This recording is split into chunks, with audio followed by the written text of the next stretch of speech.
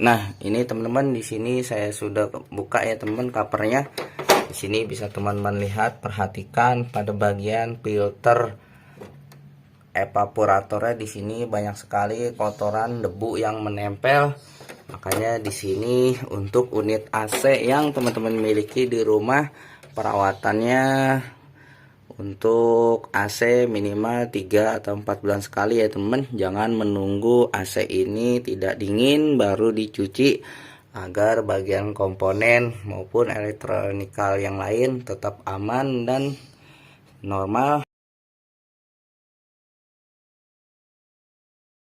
Assalamualaikum warahmatullahi wabarakatuh. Halo teman-teman YouTube semuanya. Pada kesempatan kali ini di sini saya akan menyervis AC ya teman-teman. Di sini AC yang ada di rumah ini bisa teman-teman lihat di sana.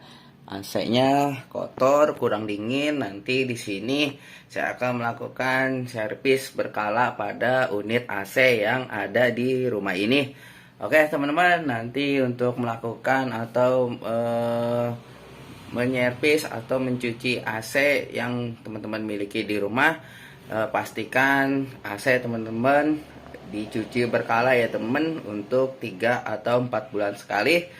Agar kenapa? Agar proses pendinginan ruangan pada kamar rumah teman masing-masing itu anginnya sejuk dan dingin. Karena apabila tidak dicuci secara berkala, maka unit AC nanti kemungkinan akan mengalami kendala atau kerusakan.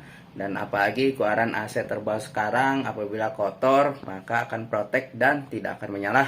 Oke teman-teman, di sini saya akan melakukan nyuci AC saja.